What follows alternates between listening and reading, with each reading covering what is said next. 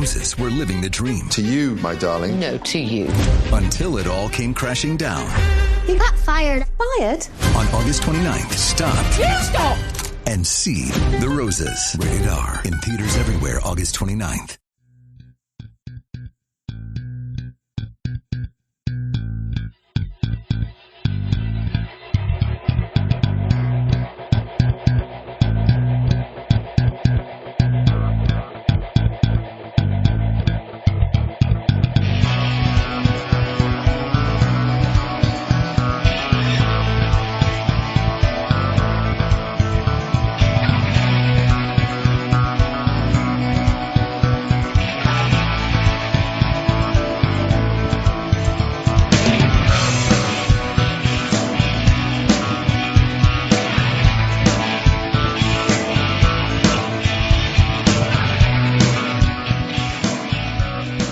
Welcome back to the Boundary Corner podcast with Brian Siegel. I am Curtis Wilson. Brian, how are you today, man? I am good, buddy. I am good. How are you? I'm exhausted, buddy. Man, what you been up to, dude? Day at work and then a 5:30 baseball game with my oldest son. Got lucky though. One of those baseball games where like the storms were coming in, but they missed us. So we got the wind. We got some cool weather. Good game, fast game. We had two teams with 6 and 7-year-old boys who were hitting the ball. So doing first pitch, man, if the kids are hitting the ball, you're balling. It's like 6 innings in under an hour, and good fun game. And literally we beat the monsoon that hit here in the West End. Like literally I was like 5 steps from my car and the bottom dropped out. Oh man. What have you been up to We today? got lucky on this end actually. I was driving back from work and I hit up I was picking up some a prescription for my wife, and the wind starts rolling in. I just see the clouds coming our way and like blowing so hard that when at the drive-through at the pharmacist, they couldn't even hear what I was saying hardly. And then 5 minutes later, like everything just started to break up. Oh, wow. And we got a little bit of rain, a little bit of wind after that, but it looked like it was going to be, torrential downpour. And then it turned out to be pretty much just a little bit of a shower there, and it moved on out. Nice, man. Well, dude, you just got back. How was vacation down at the lake? Man, vacation was great. Great. We got to actually, first time in about a year and a half, we got to spend extended time with my brother and his fiance, so that was kind of cool. They're getting married next year, so it's going to be a pretty big time. We got to spend a week with them, got to spend a week with my dad, so it was a good time, and hit up the pool, hit up the lake. Did some hiking and things like that, so it was a good time, man. Awesome. And for those of you, Brian just mentioned like he hadn't seen one of his brothers in a long time. Brian, this is your brother that if some of these folks drove up to New York and looked at some Broadway, off-Broadway shows, they might see his name in the lights. Yeah, so my brother was recently in Fiddler on the Roof, off-Broadway.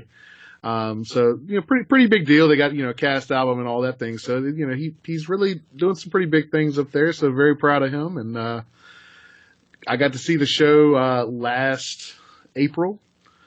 So that was an awesome experience. And then obviously right now everything's kind of shut down through the rest of the year. So, they're doing their thing, but unfortunately they've got a lot more time on their hands than they'd like to have. So, and, his fiance is also in music theater as well, so they're kind of both in the same boat there.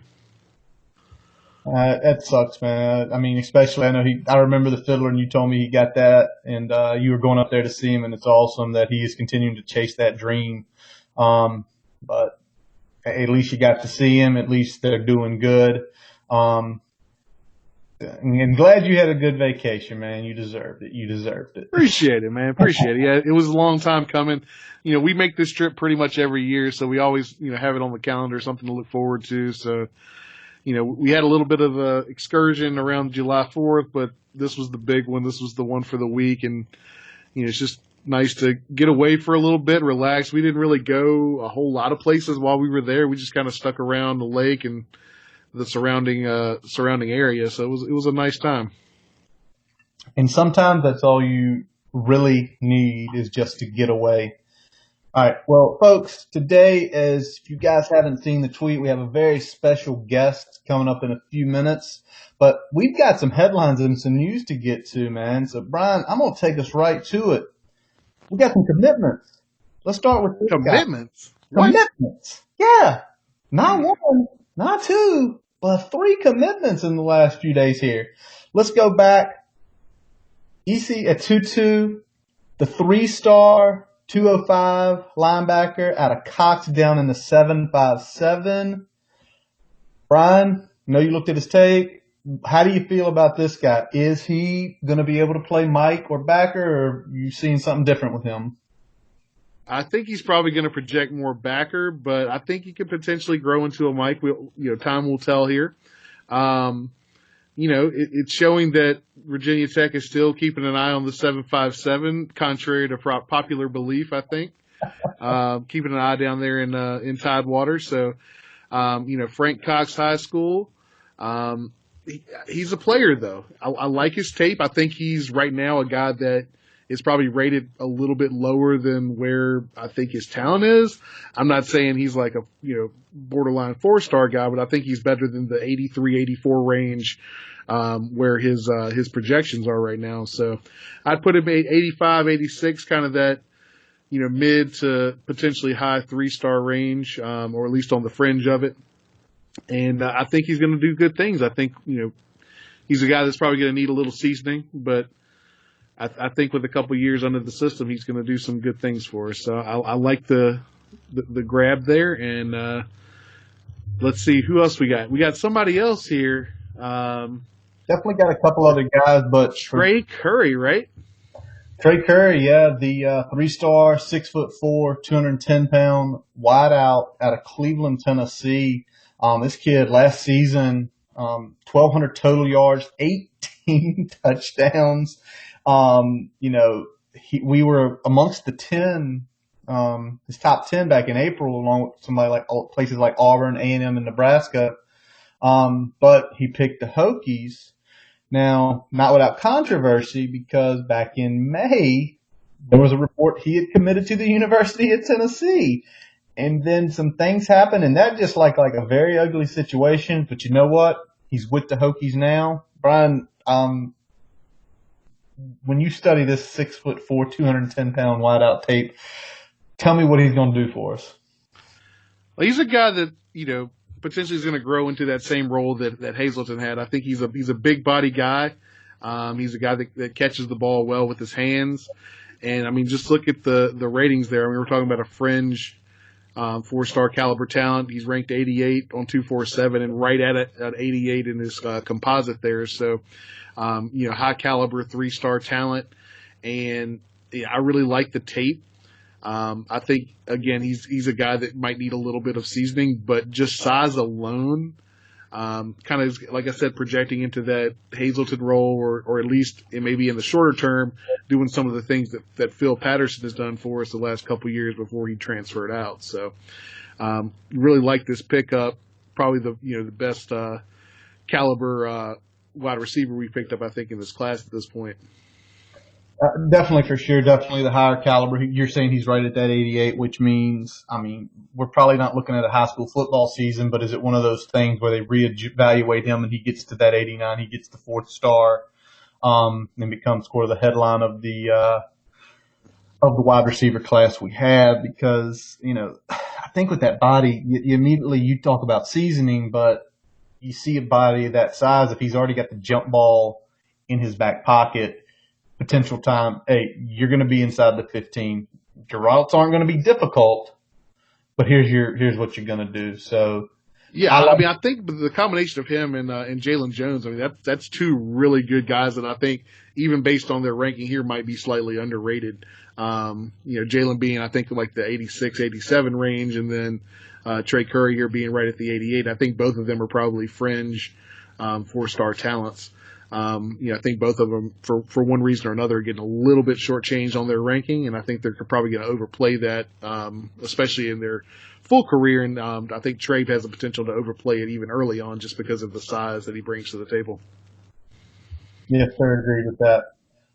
But Brian, the Hokies were not done. Malachi Thomas. Now, Malachi, currently not rated by 247. He is a 3-star by Rivals. The 6 foot, 180-pound running back out of Hart County down in Georgia. Man, 3A Offensive Player of the Year as a junior. Almost 3,000 all-purpose yards, which is just asinine. Oh, yeah. Has only a few P5 offers, us, Duke, and Kansas State, but he also had your big group of 5. He had UCF, Memphis, and Cincy. I know you checked out his tape just a little earlier today. What do you think, man? This is tape that jumps off at you, and it's insane that somehow this guy did not get on the radar of the guys that are throwing out rankings. Because, I mean, I'd be comfortable right here, right now, just looking at the tape, throwing an 87 or 88 on this guy. Quality talent, man. Quality talent.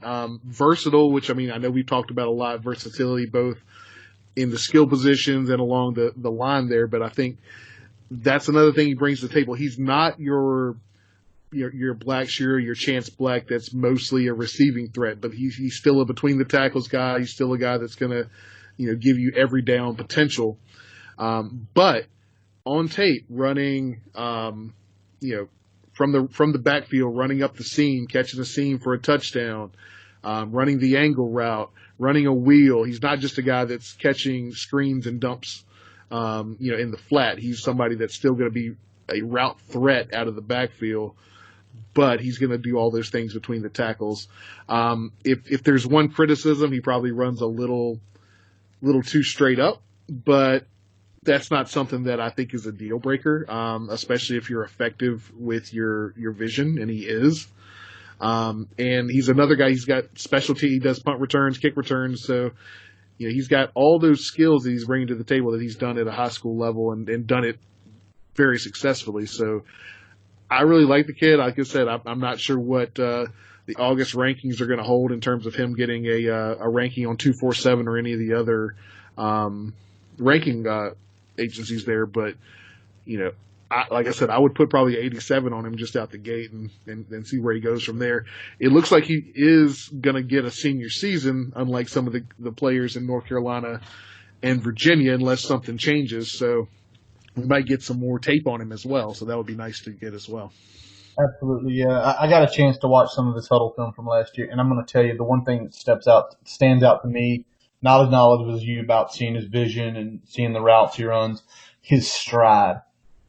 It is very effortless. There are times where he's running away from guys, and if you watch that tape, it's like, is he even running that fast? And you just see him like, oh, no, he's still. So it tells me with that stride that there could be like the 6th gear where potentially it comes out in him where he can just turn it on even further and just blow by people. So it's unbelievable. Yeah, I mean, he's got that, looks like that extra gear. I mean, I think he was on 247, they had him as a hand clock time at like a 4.51. So, I mean, even if he's, half a tenth off, that's still a pretty damn good time for a running back. And like you said, he looks like he natural strider, and he's got an extra gear. Some people are fast, but then they aren't fast in pads. He's fast in pads, so yeah. I think that's a big thing to look at as well. Absolutely, man. Well, Brian, maybe I hope the fans at home listening, they understand what type of Hokie podcast is we're not all rah-rah. We're not, positive everything. We're realists. And the realists hit us over the weekend. The 4-star safety. It did. Donovan McMillon commits to Florida over Virginia Tech. Let's say it, man. DMC. We had the nickname. All there. But that I was gonna be dropping Run DMC and DeLorean memes for like the next 4 years, and now I don't get to, and I'm so sad about it. That damn cabana at Florida. Damn them Florida, why you got to have all that cool shit? money. Why? It's called money. Now, I looked at him and saw him as being a free safety. Florida has a lot of safeties right now. So, I mean, I don't know if it's one of those things. A lot of folks are saying they're selling the strong safety to him, which if that's the case, you kind of look at the other guys on there who they committed last year and this year. They're not strong safeties. And if that's what they sold him, like we want you to be down in the box, makes sense. Where with us, we probably could sell both, but I really see that being Jalen Stroman. And then I look at DMC and I think you're 6'2.5", you're right at 200. You're already built like a free safety if you've got the range. Yeah. It sucks we lost to him. But Brian, I'm gonna say something, and this is gonna be the positivity side coming out. All right, we got 3 commits.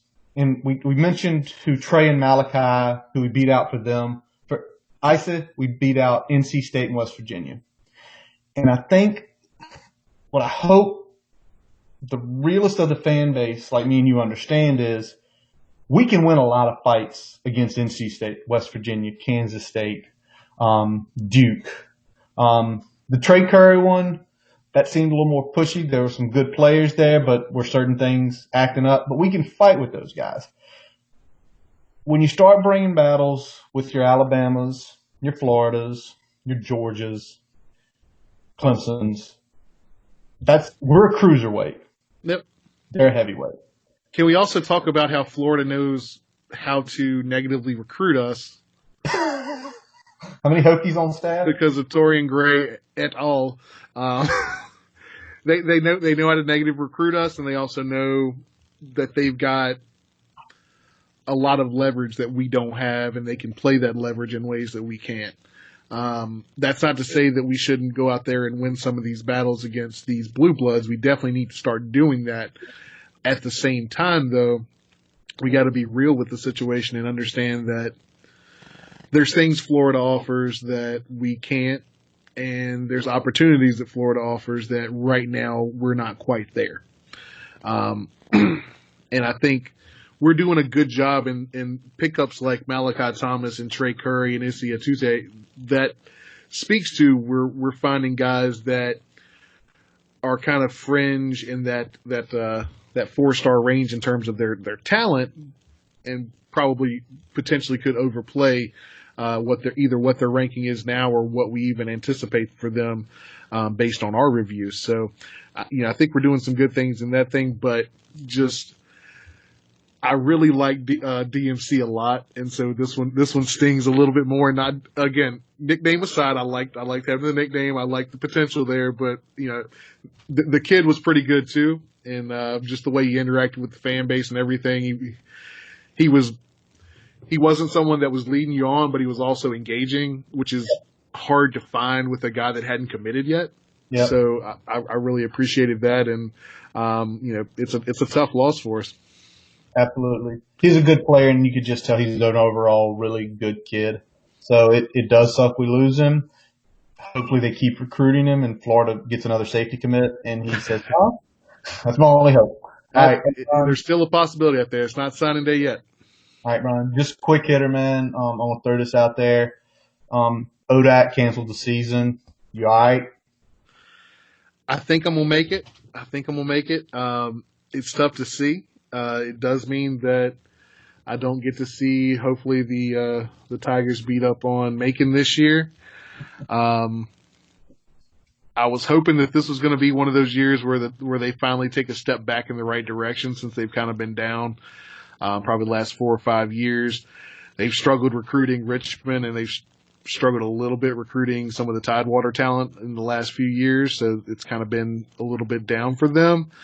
They've gotten back in Tidewater a little bit. They still haven't cracked the 804 bubble that Pedro Aruza has put up around Greater Richmond here. So, we'll see if they have long-term success. But unfortunately, we're not going to get to see what they do this fall.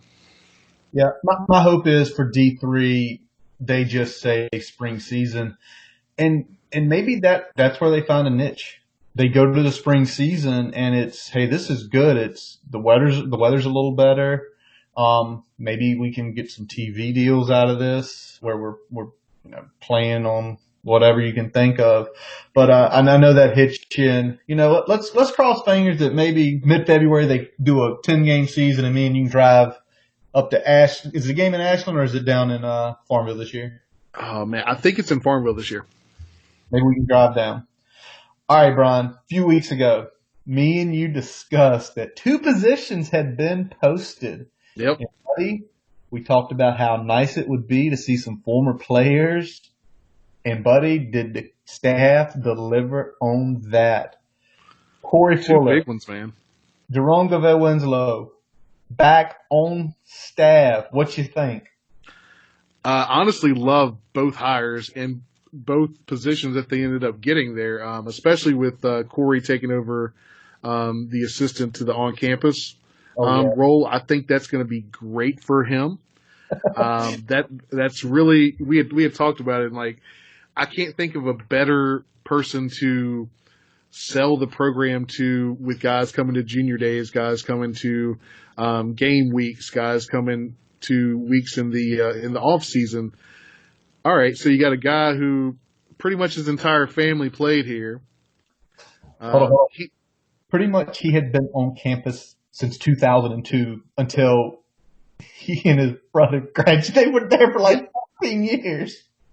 He took a brief break while he went and ran track, and then he came to Virginia Tech and played wide receiver for us, and then played in the NFL for a little bit. And now he's back here with us after a brief stint with looks like it was a college up in Central Michigan, up there in Michigan, Central Michigan, He was so he was okay, so, So I mean that's again, I can't think of a better family representative to be that point of contact on campus on those days for those recruits than Corey.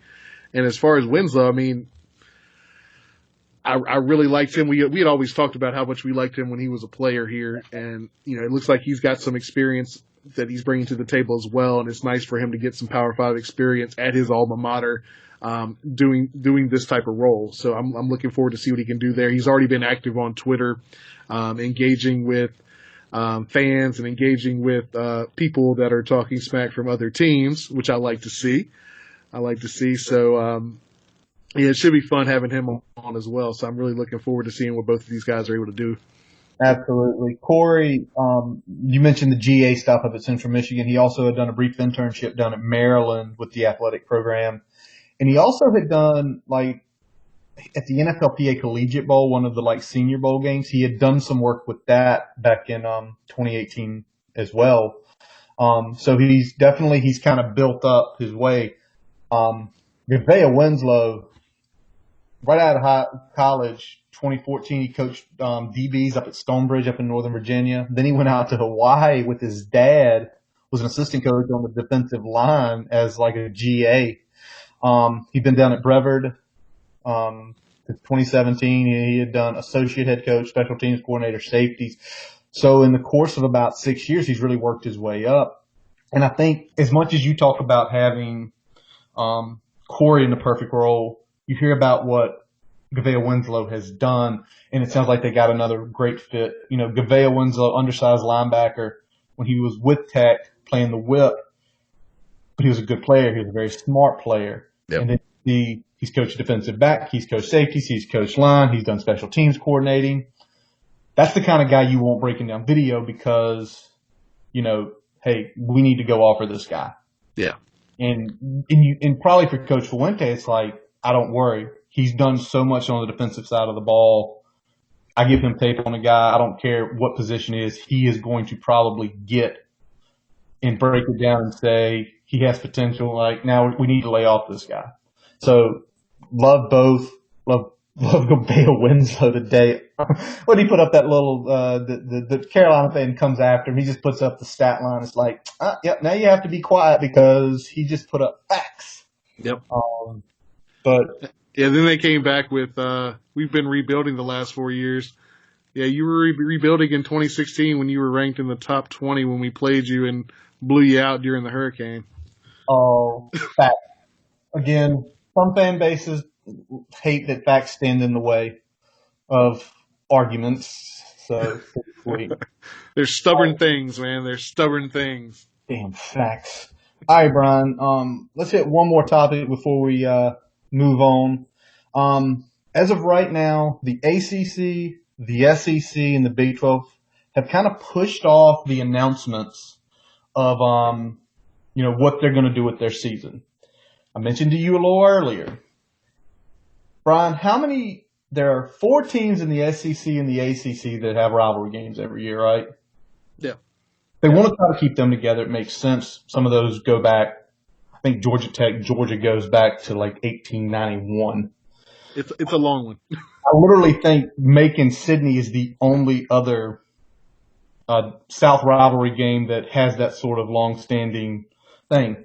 But Brian, that leaves 10 teams in the ACC and the SEC. You know how many teams are in the Big 12 now? How many, man? 10. Ah. Something's lining up here. Now, I mean, we are speculating, but to me, I think what they're trying to do is they're trying to look at either an 8 or 9+1, where they can get at least one out of conference game. Will it happen? Maybe, maybe not. If, there's hot spots, especially you got the schools down in Texas, you got Miami and Florida State. Like, some places like teams might not want to go, but it's one of those things where, there's so many possibilities. And I know a lot of people will say, well, the ACC has the far north schools, Pittsburgh and Syracuse and Boston College. They do, but they also are major hub cities. Like, you can get a charter plane to go from, Manhattan, Kansas State to Boston without an issue. Yeah. You can fly out of Pittsburgh and go anywhere in this country. They're big airports. So that really doesn't hurt it that much because it's easy in and easy out. Literally, the players could get on a plane in 3 hours, land in Pitt, get on a bus, go in, warm up.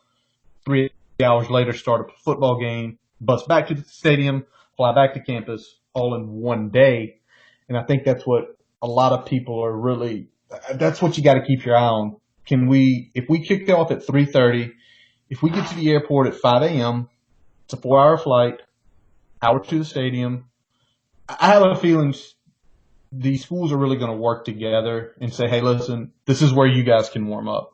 Yeah. This is where you guys can do everything. We'll change our routine because we want college football to happen. And I mean, it's not really outside of the realm of imagination here either, because we're talking about under more normal circumstances, some of these teams would be making these travel arrangements regardless. Yep. Not everybody's playing, a game that is out of conference that's, right around the corner. Some teams are already making those longer travels. And as you mentioned, logistically, it's not really that big of a deal in terms of getting from the middle of the country even to Boston for like an A&M traveling to BC or something like that. So I definitely think it's doable. The question is, will they end up setting something up where I think the local logistics are going to be the harder part than the travel logistics. Yeah. And if they can make the local logistics work, I think they'll probably try to get something done. Absolutely. Boundary Corner podcast listeners, today we have a very special guest with us. 4-year starting offensive lineman, Jon McLaughlin. John, how are you doing today, man, with this crazy heat? Man, I'm doing great, man. Thank y'all for having me. Can't complain, and I'm trying to stay inside. How hot it is outside right now in Richmond. I tell you, man, we got that hot Richmond weather right now. Yeah. Man, I couldn't imagine running out right now. My girlfriend told me I need to stop running outside. So. Oh man. No. Don't do that. I was outside with my son, hitting a little baseball. We were like 20 minutes, and like he's soaked and I'm soaked. It's like, oh yeah, now, this time of year is not fun. Exactly. We really appreciate you joining us here. Most definitely. It's awesome to have you. I'm sure, I don't know if Brian talked to it. We got kind of a reason we reached out to you. Okay. Brian, go ahead, man, because this is a cool connection for us. Yeah. So, full disclosure, we brought you on the podcast, not just because you're one of my favorite linemen that played in the last decade for the Hokies. Okay. And That's not big just time. because of the 4-year starter on the offensive line there, and the first true freshman to start at left tackle for Beamer. Those things are true and a good reason to have you on. But the biggest here is some of the Southside connection, Southside Virginia connection you got with some of your family members there, and the RVA connection that we've got now too. So that was the big reason we wanted to have you on. I was telling Curtis when we were kind of spitballing earlier, I actually played in high school against Orion when he was young. Wow. So we went to Halifax. He was GW there. So, and obviously GW's been real good to the Hokies as well. So most definitely. Yeah, I got family all in that area, man. So Orion's a good friend of mine and good, also obviously my cousin, but he's definitely helped me with my decision to come into Tech. So that was a key name right there, Orion and Cameron, man.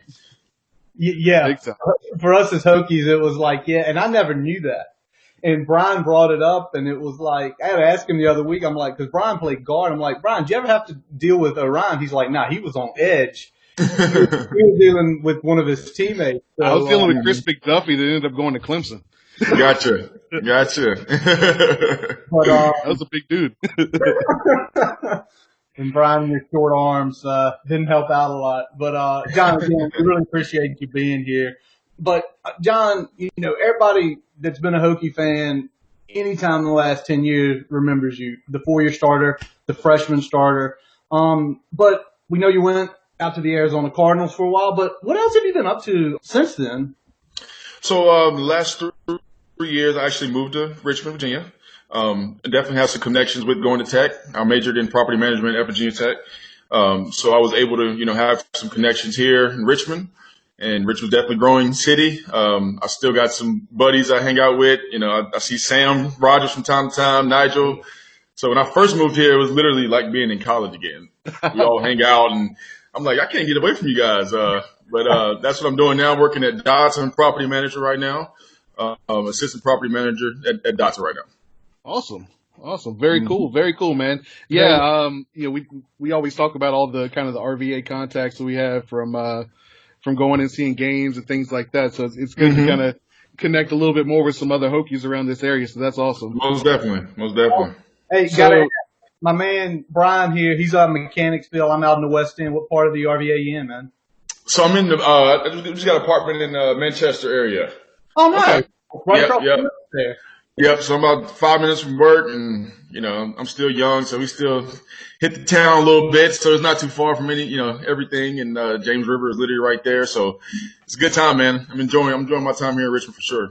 Yeah, that's my walk into work. I actually work downtown for VCU, so I actually park on Mayo Island there and walk into the city. So I'm like halfway towards you there. There you go. Gotcha. All right, so. This episode, we kind of wanted to focus in on some of the things like fall camps. Since we got fall camp coming up, even though we don't know what that season's going to look like yet. Right. But we know players are back, starting to get after it. So I just wanted to ask you, man, what were some of those weeks leading up to fall camp like for you? Were you kind of just grinding, trying to get that conditioning up, or what was it like? Yeah, we were. So I'll give you a little history here and what we used to do in Blacksburg. So we were there all summer. There were no students. It was football. You literally work out. You have maybe 2 classes, and then you're done for the day. So it was a little different grind. You get up, get your workout done, but we all knew camp was coming. So we couldn't get used to that lifestyle because we were just really just chilling. So as soon as I would say we did our run tests and everything like that, we knew, okay, camp is about to come. You heard a little chirping in the locker room. Everybody excited, ready to finally get put on pads, get to practice. But yeah, I would say it was definitely exciting just to finally get done with just working out and finally get to football. Awesome. So once camp got going, what was your favorite thing about it, and what was your least favorite thing about it? So me being offensive lineman, my favorite thing about camp every year was the food, man. They fed us so much. And the meals were crazy.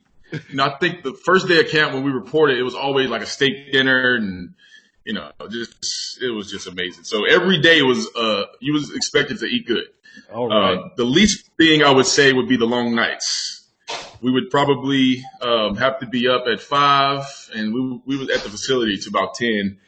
If you was a freshman, you definitely were at the facility to about 10, or you can go to the dorms. Yeah. But if you lived off campus like I did, you kind of stayed put and slept in the locker room, and because you didn't have that much time between meetings, treatment, meals, weights. So that day is just the longest day ever. And you start to lose the count of, what day it is, because you just go through that cycle, of waking up, eating, meetings, practice, lift. It's just, at one point, you're just like, what day is it? Okay, you got 3 practices a day. You got a lift you got to get in. Yeah, man. 3 meals. Yeah, you got everything going on, right? It was difficult. Yeah, it was difficult. But I would say that was probably my least favorite, the long nights. Because after practice, we would have someone come talk to us or some type of meeting, and then you have to go to meetings after that. So after practice, that happens, and then you got those meetings with someone that comes talk to you, very gives great information, whatever they had, whoever was speaking that day, and then you go get yelled at in meetings. So it's just like, oh man, so it was turn on the film and see what you did wrong. Tough days, but it was definitely worth it. Nice. Yeah, exactly. Yep. Let me ask this, John. If not yourself, who was like your teammate that was just like the most jacked up that you got to be like, calm down. You know what's coming, right? Well, right off the bat, Wyatt Teller is the first person that comes to mind. That kid was always just ready, man. Just every day. That's honestly probably the one that got us all through camp. With his energy and the way he just up at 5 a.m. just, he'll come to your locker talking. You're like, come on, Wyatt, man. He was definitely one person that was jacked up. And I will also say all the DBs, they love to talk. DBs like to run their mouth. So they were probably the ones jacked up, and I'm sitting here like, you guys don't really hit in practice. So you don't I understand why you're excited about this part, But I would definitely say Wyatt and the DBs for sure. Nice. Yeah. We gotta let them know, John. Even when it's 3/4 for everybody else, linemen always going full speed. 100%. We always hitting. Full speed. Always hitting. Yep. Most definitely. And knowing all the DBs that have come through Virginia Tech and thinking the guys who were there, I can definitely just see them just chirping and just saying things. But I can feel you sitting there at like 5 a.m, like, I'm trying to get it going, man. Y'all got to bring it down. Yeah, most definitely. I bring it down. I'm going to get cranked up. Yep, that's it. Yeah, man, they love to talk, man. But that brings the energy to practice. You like competing against them. I would say they probably are the most competitive group on the field just because they can run their mouth. Yeah, sometimes somebody says something to you, it gets you jacked up, and you just kind of get in a different zone. Most definitely. Yep. All right. So next thing, this is kind of close to my heart, and it kind of goes back to kind of what you were talking about with all the good food. Mm-hmm. What's the most weight you lost in a single practice? In a single practice, wow. So it probably was during camp. I would say, so I'm not sure of a single practice, but my freshman year, I did come to camp overweight. That's when Jeff Grounds was my coach. Okay. And leading up to camp, he's like, how on earth did you come to camp overweight? With all this running you guys did? I was like, Coach, honestly, I've been eating anything I want. Like you said, you got that off time. You don't know what to do. So what I was doing was eating. So we had a thing called Fat Camp we had to go to my freshman year. He's put it just for me. It was me and the GA after every practice. And I lost about, I think I came in at 315, terrible weight. After camp, I was probably 305. So I lost a good 10 pounds. Oh, wow. Okay. Yeah. Okay. That's a lot to cut in like 3 to 4 weeks, man. Holy shit. Yeah. It's a lot, man. It's a lot. Let me ask this, because you talk about camp and, we talk about cutting the weight and, clearly you have the drills and then you have, you start doing some inner squats and stuff like that. But was there any point in time during camp you saw the light at the end of the tunnel where you kind of knew was it was it installation? Was it where okay, camp's about to be over. We're about to go play a game. Like your last season, you guys were versus Liberty. Right. Do you remember, like, okay, it's time? Yes, I do. The end of here. Yep. So with Beamer, my first 3 years, you always knew when media day rolled around and that fan appreciation day comes around, you're like, oh, okay, it's the season's about to be here.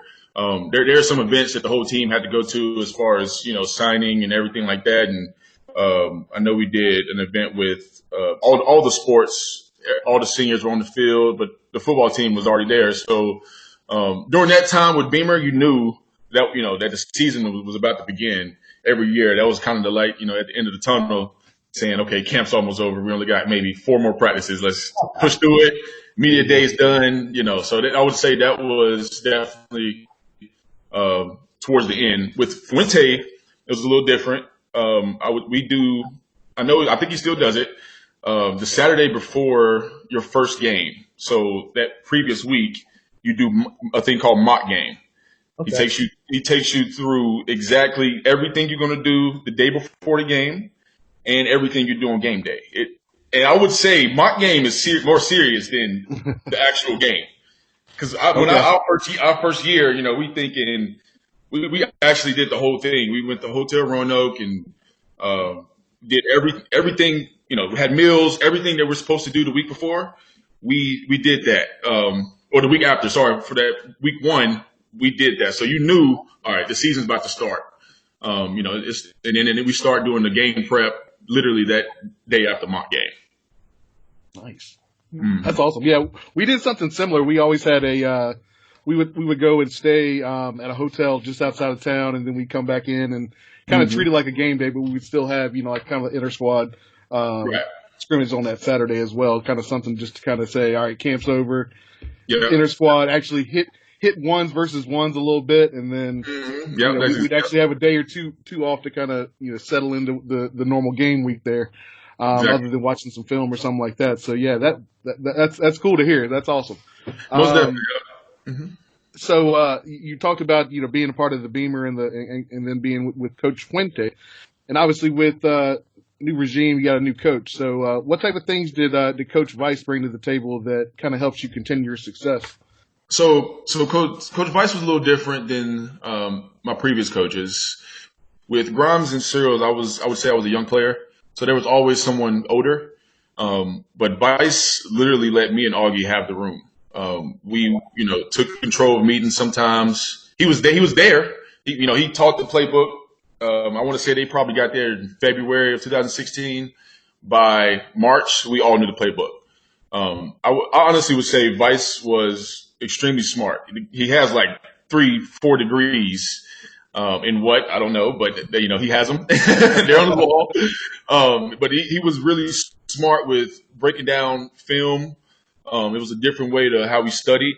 I think Vice definitely brought that to the table. He kind of taught us how to lead just because he let us do it. Like I said, there was players that were older than me, so they were kind of taking it over in the room. But my senior year, he definitely let me and Augie have it. So I would say definitely learned leadership from him, and as well as how to break down film and defenders' stance and all that stuff. He brought a lot of those little tricks to the room. Awesome. Did you think a situation like that where you're kind of passing leadership a little bit to the locker room, you think that's something that will work with all rooms, or was that something that was a benefit because having 2 guys that had been there and had all their starts under their belt, something that he felt he could do? I think that experience definitely helped with me and Augie having the most experience in the room. But that was a general thing with that new coaching staff that came in. Fuente literally, he met with all the seniors and told us that this is your team. We met with him almost every week, and that was just something different that he brought to the table because he wanted us to know that you guys are on the field together. So I want you guys leading it because when things get rough, they're going to listen to you. I can talk to them blue in the face, but this is your team. And it was only 9 of us. So right off the jump, we had that communication. He wanted to, gain our trust. We wanted to gain his because it was a new coach. We had Beamer for 3 years. So I think all of that whole team, it was all about letting the seniors lead. And that trickled down to the years after as well. Awesome. That is something awesome to hear that you like that comes in there and trusts you guys to lead. And that's a learning experience. I mean, for anybody, Brian, you played football. I mean, I've been in corporate world. You have a leader come in and do that for you. It makes you feel good because they trust you. I'm going to back to some technical stuff though. You played left tackle 3 years. Coach Vice comes in. You switch to right tackle. Mm-hmm. What is the biggest difference in a change like that? Because I don't know. I'm not the football guy. Brian's the football guy. He's the one that played collegiately. I'm just a fan. Gotcha. But when something like that happens, like what's the difference for you as a player? Well, I would say it definitely helps you more than it can hurt you, because it allows you to learn the whole scheme. You're not just playing one position. Now you have to switch everything in your head.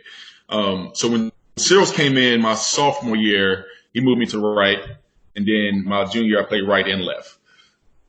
So I was able to learn the playbook completely and see different things that I wouldn't see on the right that I saw on the left, if that makes sense. I was thankful that happened because I wasn't just stuck on one position. And when I got to Arizona, I was able to get more reps at left and right. Because, you have to be versatile if you want to play. So I was able to get more film on the left, and the right. So it kind of helped me more than it hurt me. So. Very. Awesome. I like the way you mentioned it about learning both sides. Again, the guy here with me, he's taught me a lot, and as long as we've been friends 20 plus years. Gotcha. John, and anytime like on game day, I'm like texting him, why did they do that? And he explains it. I'm like, I'll put my phone down. I got my man up here. So It's really good to hear that because I can see it from different views, understanding and learning deeper into the playbook. When you say that, it's awesome. Right, and when Coach Vice came in, he was big on that. Everyone playing all positions. Not saying that you have to play center, but one guy goes down, I mean, that other person is next man up. So he wanted all five of us to be able to learn all positions, and be able to, be versatile on that offensive line. He wanted his best five out there at any given time, regardless of injuries or whatever that's going on. Definitely. Yep. I got you. Let's talk about that a little bit since we've talked a lot about camp and some of your experiences. Let's talk about the current team a little bit. How do you feel about the current state of the offensive line at Virginia Tech?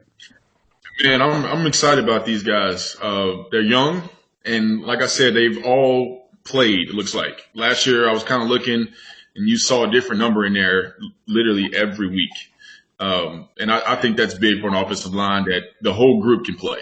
And injury is going to happen in college football world. We know that. It's unfortunate, but the next man's up. And Vice definitely challenged us every week that the first five, that doesn't mean a thing. There's somebody that can take that spot that next week. So that was a little different, us seeing that too. So it brought some competition in the room. And we, some people started one game and some people did in the next game. We understood it just all, matters with that week of practice. Okay. And that brings competition out of everyone. That's awesome. Yeah. I really liked what I saw with some of the ways that, as the season went on, they started, mix and matching some of the linemen, try to get the best five out there.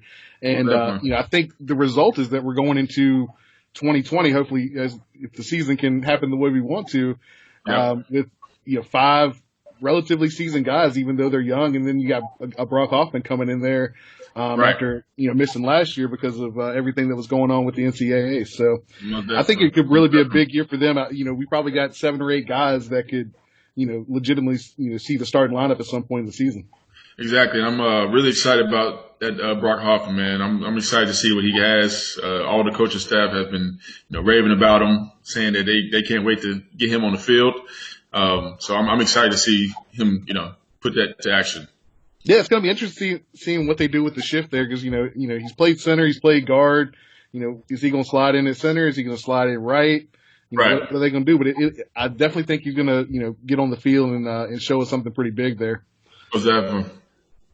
I just like the way you talk about what Coach Vice does about playing all the positions in that. Everybody got the reps last year because of that philosophy. And you just mentioned it. Now you're going in and saying, hey, right guard gets nicked. That's fine. We can do. We're going to keep rolling. We're going to keep running our offense. We're not going to have to worry about that position being any less. And as somebody that watches, man, people can say, oh, best wide receiver, best quarterbacks. Mm-hmm. I want the best offensive line. Most definitely. Best offensive line. Yep. You know, man. You guys, y'all know when y'all were dominating people, how you really could take the will. And I'll tell you the game I remember, and I'm coming a little personal side here. Brian, you were at that game. When you guys down at Duke, y'all got that punt late, y'all were deep. Y'all literally drove them off the ball. And it was about after like the second first down, their will was gone. They just like, we're not getting this ball back. They are modern. Yep. Big time, man. I got chills thinking about that because you know, as a team fight, there's just don't want to see that offensive line walk on the field. And definitely. That's correct. Yep. All right. Now, let me say this, because let's shift a little bit to this season. You knowing the coaches, you being a former player, you know, we're looking at it's probably going to be an all conference with maybe one additional out of conference game, maybe one cross conference game. Do you think this is going to change of how this particular coaching staff, like how they're going to approach the season? I don't think it'll change. I think, because honestly, you know, when Fuente came, he was all about ACC play anyway. I mean, we prepared for the games, but what was most important was our conference. Winning our conference was most important. And at the end of the day, that, you know, as a football team, that's what you want to do is win your conference, and then you take the next step. So I think he'll enjoy that more, being able to, you know, get into conference play if they do just the all ACC conference games. But I think you do have to kind of prepare, for all circumstances, because you just don't know, you know, right? Everything's unknown. And Wednesday's definitely big on controlling what you can control. I know he's in the present right now trying to get them boys ready for a season, until, you know, said otherwise. So it's kind of difficult as a coach, as a player. You just don't know what's going to happen. As soon as they have that decision, I have no doubt that they'll be ready. That's awesome. Yeah. Like I said, until we know what's going to happen, it's going to, you know, you got to approach it like whatever's in front of you. You got to just full steam ahead. Got to take it one day at a time, 1 week at a time, one game at a time. So right. So I know everybody has it, whether it's a game that just something really memorable happened, or, you know, you graded out the best, or whatever it is. But what was your most memorable game you played as a Hokie? All right, so I have two, and one in the Beamer era, one in the Fuente era. Okay. The first one would be Alabama. That was my first game as a college athlete. They just came off a national championship. Oh my! That was my freshman year, and we're in the Georgia Dome. We're playing, and I'm just like, First of all, we get on the field. I'm just like, what are these boys eating? Because they were huge. I was just like, woo. Yeah, I'm about to play them as a freshman. You know, this is crazy. So that definitely gave me confidence during that season, and then throughout my whole career to say I played the best. My first game ever. Yeah. So I can definitely compete from here on out. You know, just Alabama's, you know, top tier program. Them guys being, you know, so big, and I did pretty well. We lost the game, but that's definitely one of the games I remember. One of my, you know, best games that I could think of in that era. And then the second one would be UVA, my senior year. Every year we were really close to UVA. Maybe about a field goal we would beat them, barely beating them, and then just to beat them by, you know, 52-10. That was a great feeling, man. So not only did we have the cup, we also won the Coastal that year too. So that was probably you know, one of my best games that I remember. That's awesome. Yeah, kept the streak going, kept the cup, and got to put it on UVA as a senior. Ain't nothing better than that. Nothing better than that right there, I tell you. And that was a home game too that year, wasn't it? It was, yeah, it was. Even sweeter. Yeah, most definitely. Got to go back in the memory bank for that. And that Alabama, you talk about that Alabama, man. I mean, that was like John Allen. I don't think Payne was there. I mean, just off the national. And man, I give y'all credit because y'all fought that game so hard. It was one of those things watching it at home. It's like, we're not going to quit. Right, like, right. They're going to have to knock us out. We're not going to lay down on them. But I do remember that game, 3:30 kick. Yep. Go back to the memory. Yeah, big time game. All right. You were under Coach Beamer and you were under Coach Fuente. Is there anything that either of those guys did or said that really stuck with you? Just maybe not from maybe a football standpoint, but just a life point. Yes, most definitely. They both. I'll start with Beamer. I'll go back to the freshman year. He came up to me right before that game and asked me if I was ready. And I was like, of course, Coach, I'm ready. And he told me that game that you've prepared for this opportunity. Your preparation has made you ready for this opportunity. And I take that to me today that, you have to be prepared for your opportunity. That's in life. Anything you do, your next opportunity will come. You just have to be prepared for it. It was simple. He didn't, he was a man of few words, but that really stuck with me with, him coming to a freshman to tell me that you're ready. We trust you. We saw what you done all camp. Just go play. And then with Fuente, it was similar. He used to say all the time, play the next play. So meaning, you get beat one play, you still got more plays to go. And that's the same thing in life as well. I take that with me every day. When I'm at work, I think about things, obstacles that come through. You have to play the next play. You have to get yourself up and get ready for what's next. You can't, just be on that one play that just happened. You have to play the next one. So, yep. Don't let a pass down beat you this down. Yep, most definitely. Yep, that's it. Absolutely. John, we really thank you for joining us today. Most definitely, man. Again, we want to thank Jon McLaughlin for joining us today. Hey, Brian, we talked about it at the beginning of the program about what the conference could look like. We mentioned it to John about how he thinks the coaches will prepare. But let me ask you this. If the ACC goes to an 8-game schedule, but let's say it makes some sort of agreement with the SEC and the Big 12 to play one out-of-conference game, who do you want that out-of-conference opponent to be? Oh, man, that's a good question.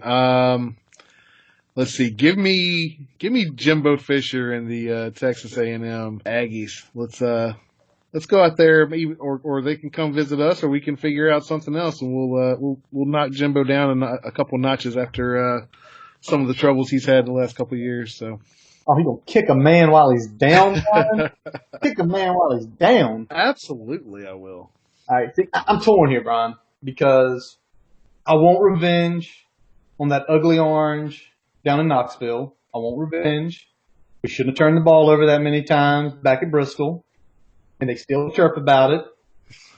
But then there's that team over in West Virginia.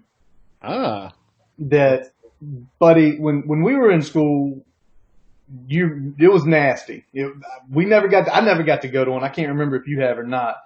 But you know what? We took them down up at FedEx and we got them in a few years. Give me Tennessee. Give me Tennessee. Okay. All right. So, Brian, anything else to put a bow on this tonight? No, I think we did pretty good here, buddy. Awesome. Well, that's going to wrap up this episode of the Boundary Corner Podcast. I am Curtis Wilson. I am Brian Siegler. Follow us on Twitter, Facebook, and subscribe to the podcast on your favorite source, including Spotify and Apple Podcasts. As always, we let our buddy Jason Long play us out. Catch him on Spotify and Apple Music. We thank you for listening. And as always, let's go. Hokie.